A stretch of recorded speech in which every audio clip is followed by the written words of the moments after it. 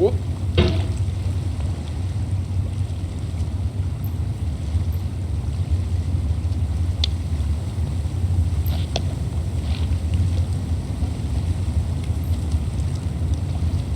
Whoop. There's no feeling more intense than starting over.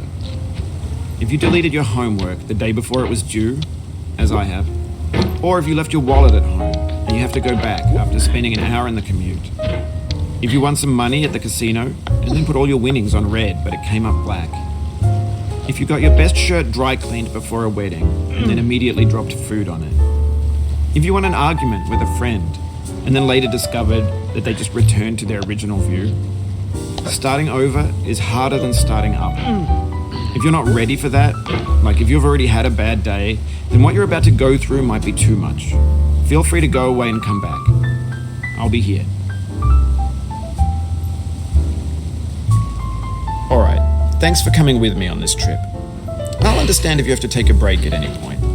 Just find a safe place to stop and quit the game. And don't worry, I'll save your progress, always, even your mistakes. This game is a homage to a free game that came out in 2002, titled Sexy Hiking.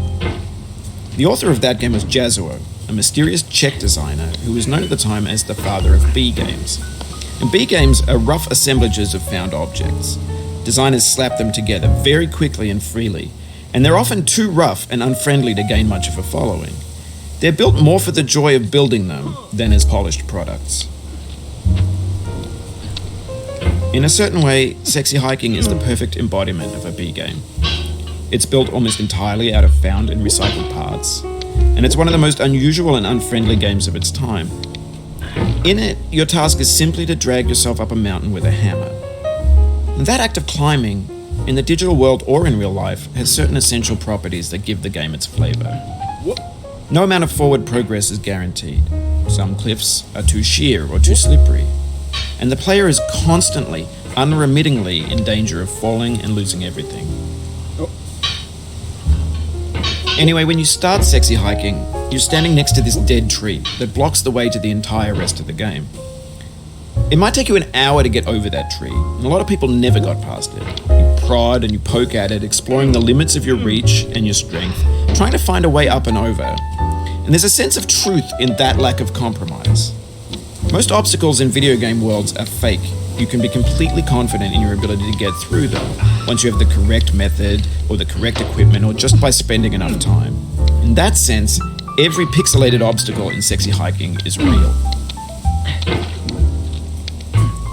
The obstacles in Sexy Hiking are unyielding, and that makes the game uniquely frustrating.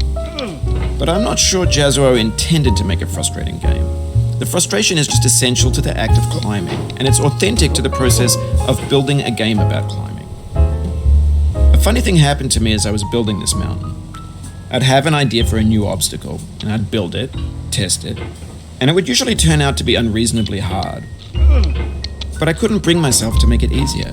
It already felt like my inability to get past a new obstacle was my fault as a player rather than as a builder.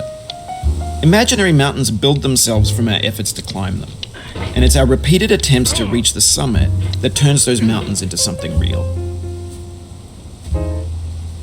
When you're building a video game world, you're building with ideas, and that can be like working with quickset cement. You mold your ideas into a certain shape that can be played with, and in the process of playing with them, they begin to harden and set until they're immutable, like rock. And at that point, you can't change the world. Not without breaking it into pieces and starting fresh with new ideas.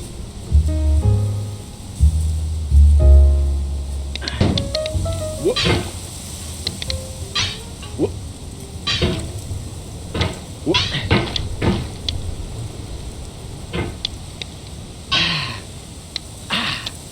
Whoop. Whoop.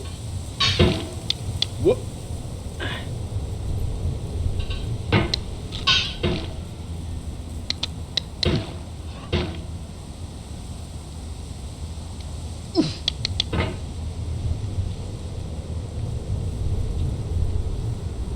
Whoop. Whoop.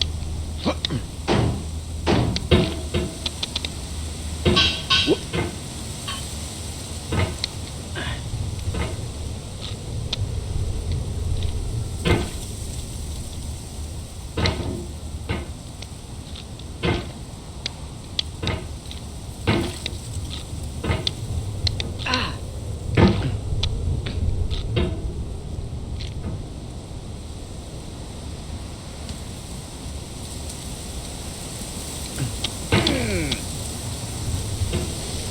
Whoop.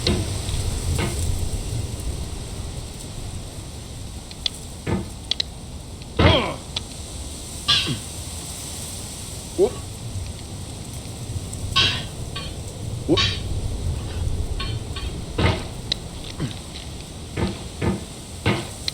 Whoop.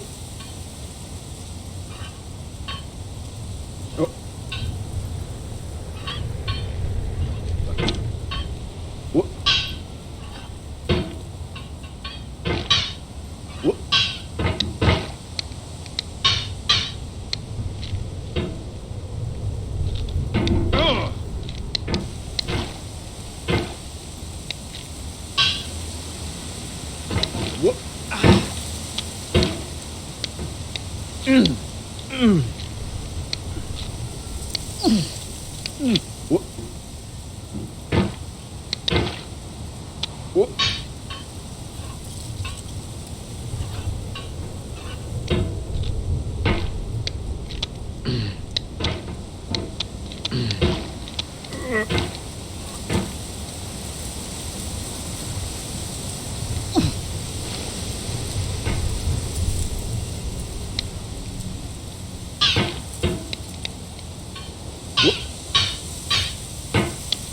You've done this part before. You know it's possible. Just do what you did the first time. Oh. Whoop. Whoop. Oh, you just lost a lot of progress. That's a deep frustration, a real punch in the gut.